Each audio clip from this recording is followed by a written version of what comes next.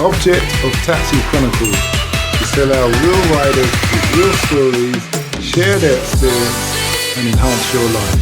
So sit back and enjoy the journey. Morning. Yes, we're back with another episode, another rider. Today we have an honour, probably getting 2 podcasts out of this, where we have a guy, he's just done his hair transplants. Don't know why, he's not ugly, he's not being in any gay way, but to me, bald head, clean bald head, didn't do nothing wrong. But he's going to tell us about why he did it, what motivates him and how it feels, because his head looking red, whoa, all I can see is blood. But anyway, nice to have you here today, Bob. Yeah. So why hair transplants? What motivated? The opportunity came to fix something that I think I've had as a concern for a while, and I decided to go for it. Okay, when you say opportunity... Look, I think everybody usually has one of 2 reactions. They either go, okay, like, where are you getting it done? Because they've probably considered doing it themselves. Or you get the other side, like yourself and I think a few others, where you're like, oh, you don't need to do it. And it's true. I think it's the same as... I don't know, I think it is the same as getting a shape up every week. As in, you don't necessarily need to, but sometimes you do it to get things done, to give you a bit more confidence. One's installing hair, the other one's taken away. I think there's a difference. Hey, this guy. So Billy's done a question. Have you got a missus? I do, yes. And what does she say about that? To be honest, she doesn't mind either way. She loves you just how you are. Exactly, okay. As it is. But I think genuinely one of the big things that for me was, it wasn't necessarily about that I needed to do it, and I wouldn't say I'm the irony of me saying I'm not a particularly vain person, but I think it was just the fact that I've seen it go in so quickly in certain areas, and it was just something that, after speaking to a lot of people and consulting, seeing that most of it was probably caused by stress and general issues from life, I think it was one of the things that I just thought I would try and address in any way possible, and this was one of the ways. So a couple of questions there. If it's stress, what are you doing to make sure you don't get stressed?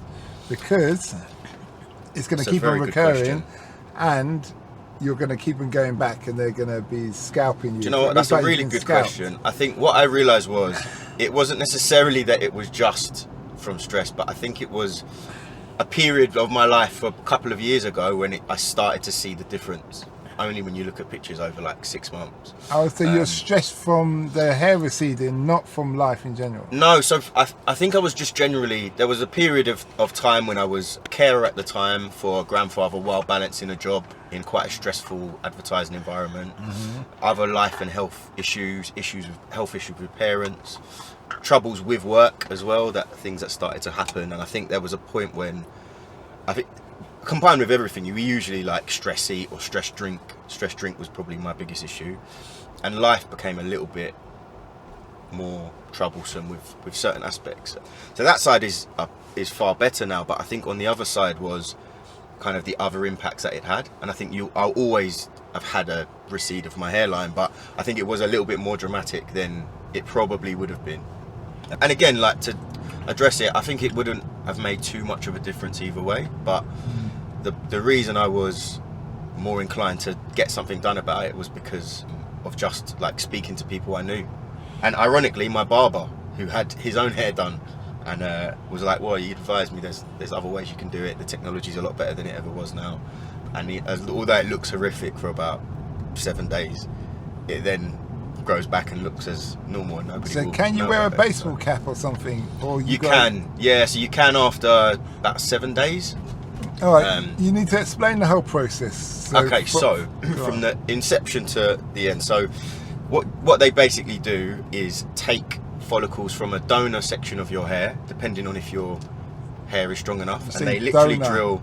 Yeah, so they drill. That doesn't sound like anybody's volunteering any hair part. So what they do is, your ass hair from me, put it.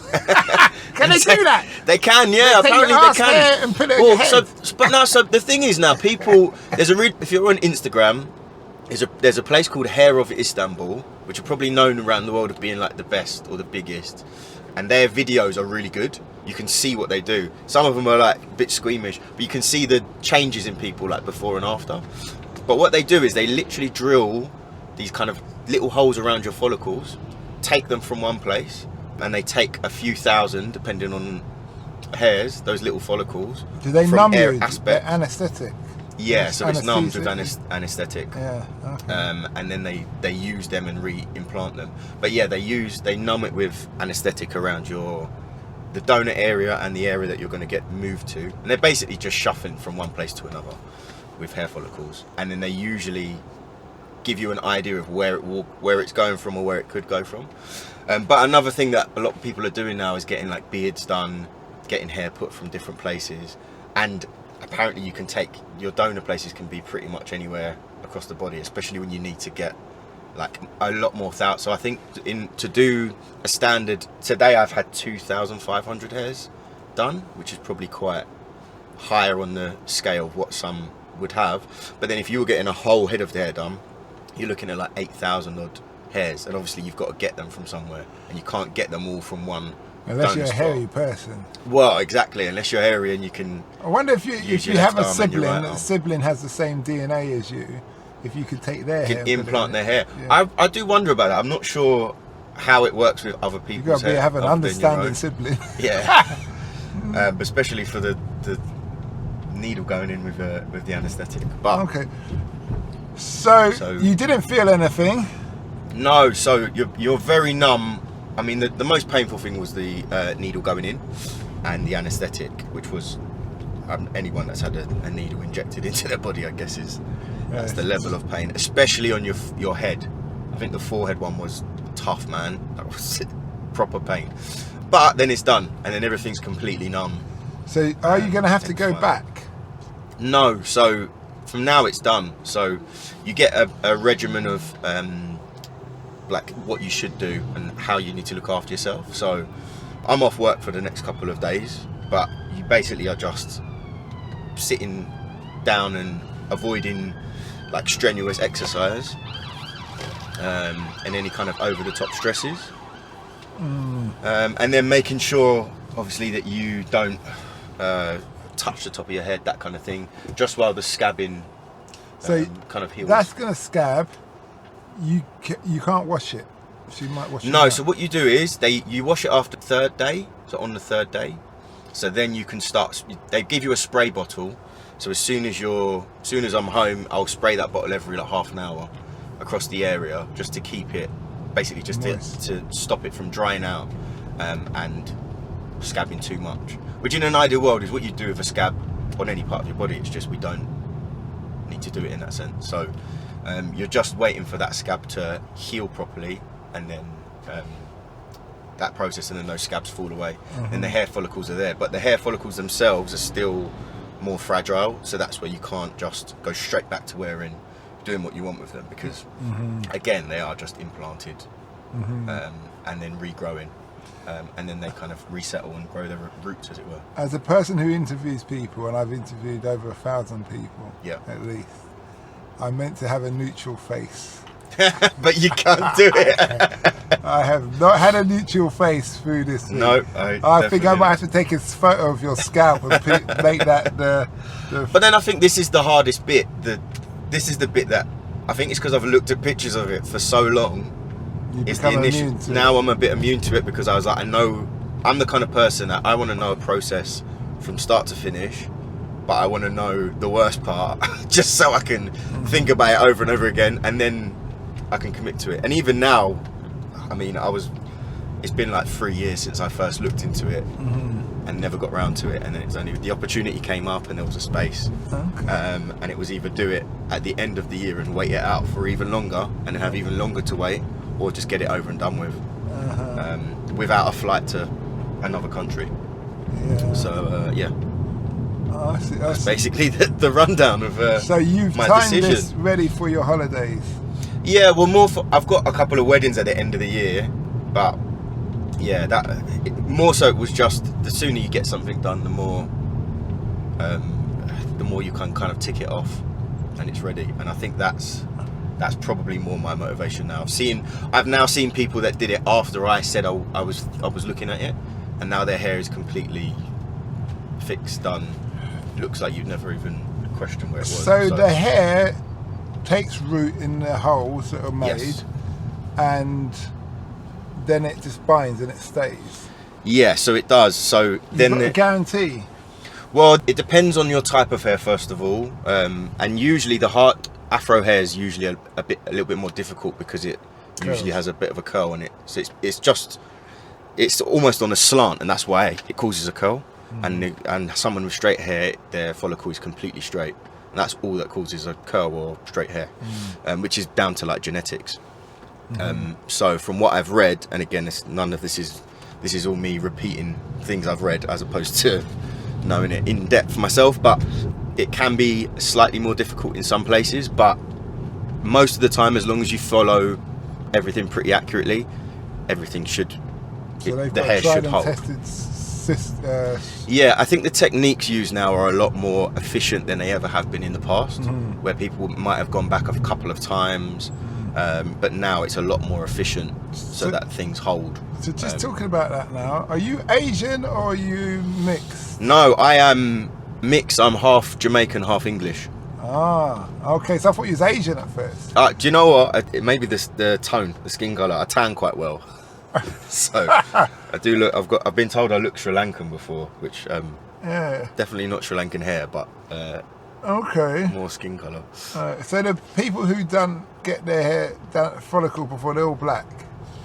No. So it's quite a mixture, to be honest. That's one of the big questions for anyone that goes, is to try and find people that look like you or have hair like you, because it's not just the fact that you're getting something done with your hair type. It's that the surgeons doing it are experienced with your hair type. I guess like any barbers, you can just say you can pop to any barbers, but they don't all cut the same types of hair. It's just ensuring that they're knowledgeable of like what that entails. So that's I think that's quite an important question to ask and find, and even like get sent pictures of people that are, when it's been done, 1 week in, 1 month in, 6 months in, if possible, which is why a lot of these Instagram accounts are really helpful now, right? So you can see exactly what someone was before, where they are now, and what's happened, and it's quite it just makes it a little bit easier to compare to see what you're going to have. How long did it take you to make that decision? You must have slept on it. You strike me as a man who's a thinker. Probably about 2 years, if I'm honest, because you go through this whole question, right? So you go through in your mind of like, why, at the heart of everything, why do you want something done? Like, what is the need for it? Is it because I don't know, what is it based on in that sense? And I think it's something I've realised that from a long time, is that I don't know, I've felt a lot more conscious taking photos for a long time, and not because. But you could have just cleaned your head bald. No, so I used to do that. I used to clean my head bald from young anyway, and I used to like it, and I had that. But I'll be honest, the one reason I stopped shaving my head bald from the area I grew up near in South London is I felt it became a lot more intimidating to have a bald head in certain places. Now that sounds strange. Oh, your workplace? Yeah, just workplaces, just even like the way your face sits sometimes, especially. You're thinking deep, man. No, but it's true, because I genuinely, the amount of times you've been out or something happens, you're looked at in a different way. Even just being stocky and with a bald head, you're looked at and seen in a certain way. Right. And so how do you look at me as a bald head with a beard? No, but you've got a lovely big smile, and also I'm someone that's used to seeing, like, especially black men with shaved heads or that are stocky, and I don't see them as intimidating. And look, I don't want to go too. It's not obviously going too deep into it, but my dad's a big guy as well, and you experience this through your life. You see everybody that sees him as intimidating when he isn't, and it happens frequently, especially in my community. You've seen it for a long time. So and I know the only reason I've always thought that, but then when I started to experience it, when I'd shave my head, there was a change, and you could feel it, and you think it's just you, and then you speak to other people, and then you realise, it actually is a feeling. I just hadn't experienced it. I was ignorant to it directly being towards me. And I think then I started to grow my hair and realise that it was hard to describe, but the difference was there. There was something more, I don't know, that was less intimidating in certain scenarios or parts of life from from people. That's so the psychological side. yeah, But then some people may argue that those people who do feel intimidated, they just have to get to know you for who you are. You shouldn't have to alter your completely right. State. No, you're completely right. But also, there's also that side of it, which I completely agree. I think most people will have that opportunity to get to know someone, but a lot of the time, our interactions with other humans are in such a short, brief period of time, and we automatically make judgments straight away based on very visually of our visual input of what we would take and understand of someone is we've made so many decisions already in a short period of time. So I think that is it affects decisions on top of that. So if it was with people that you see every day, even in the workplace over a period of time, then yes, that is completely true. But also there's a lot of interactions that we have with people where we don't get that opportunity, and it is in a much shorter time frame. Okay, I hear you. Well, that's it. Where did they take hair from on you, if it's not too personal? No, it's all good. No, it's all from your head. So that's what this. They take hair from one part of your head and put it in another. So the back of your hair is usually quite a lot more dense, and everyone's hair is slightly different. But usually it's a little bit more dense towards the back of the head, and you have a larger amount of follicles per square inch, I guess, and which where they usually take them from. So, a bit more dotted around, especially lower down towards your head where the hair is less important in a sense, and then they take them out, have them with them, and then they reimplant them into the new places. So what I'm looking at is where the blood is. Yeah. Is that where they put the follicles? Yeah, so where the horrific bit at the front where it looks now, that is where they've made loads of little tiny incisions and reinserted back into those, almost like they're new seedlings, into a little hole that they've pushed in like you would with a bit of soil, push a little finger in, put the seed in and push it back. That's where they've gone back into. And I have to ask, how Yes. much is it per, is it probably per thousand? Yeah, so usually depending on where you go, it's the prices are very varied now. So one of the most popular places to go had been Turkey, because Turkey has always been known as specialists in hair. So the prices in Turkey were where people used to go. Same like dental work with your teeth in a lot of places in Eastern Europe, because the standard is so high, the quality, the same as what you'd get on, say, Harley Street, but the difference is in the price. They can charge a lot less, which is what caused people to go over, and it was exactly the same with Turkey. But what's happened now is the prices the market's fluctuated. COVID has changed how people perceive like travel is now open, and now people can go abroad more often. And when it comes to hair treatments, Turkey had a far better reputation than a lot of places in the UK. So what's happened was a lot of people from basically a lot more people now are going towards Turkey and staying over and getting these procedures done, because there are so many more clinics now in Istanbul than there were pre-COVID. They're a always lot more big have on opened up, manicuring, aren't they?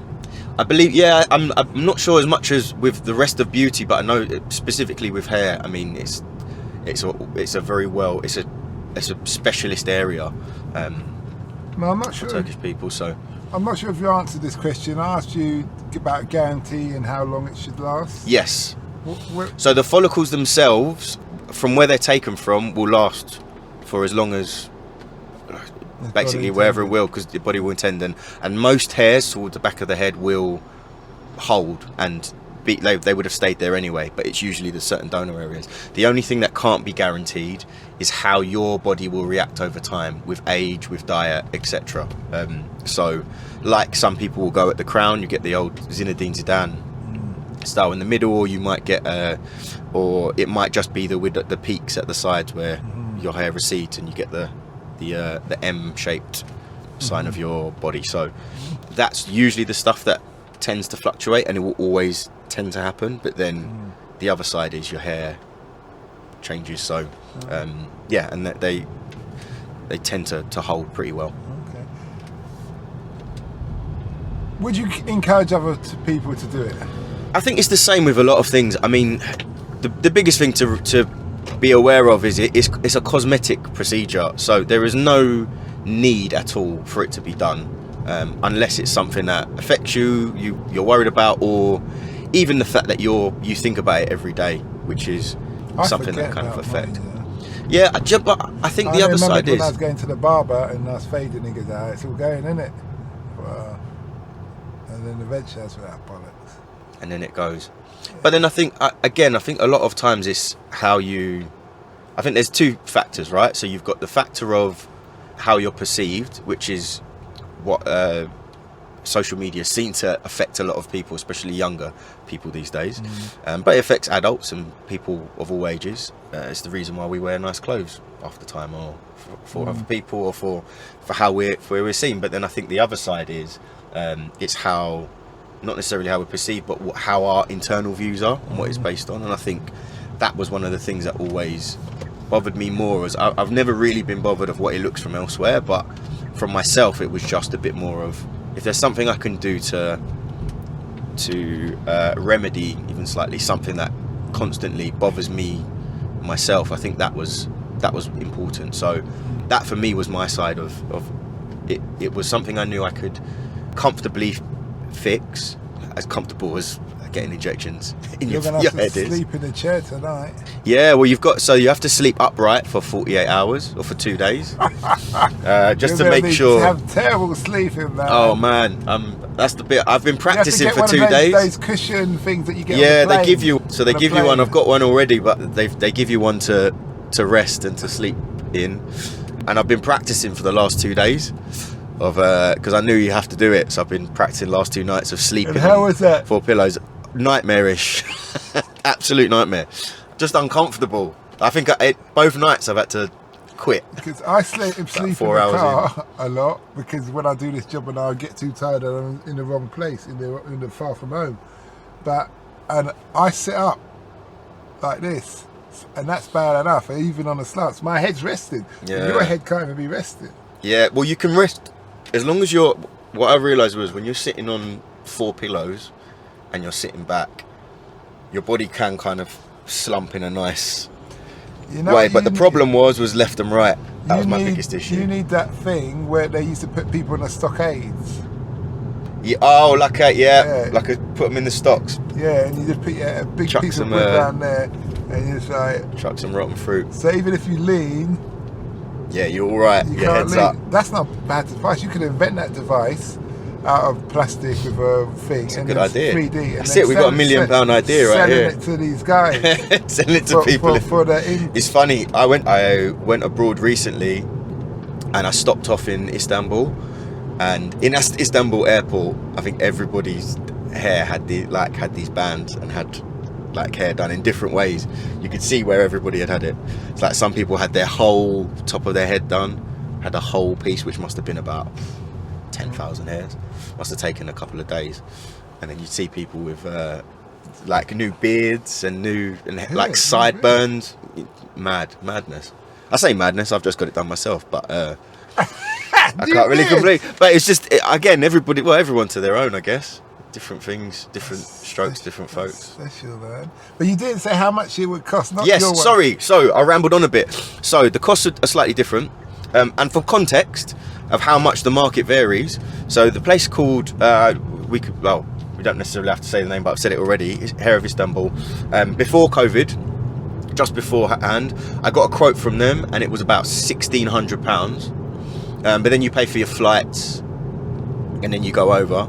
I got a quote from them a couple months ago, while doing the research for this again, and that price had gone up to 4,400.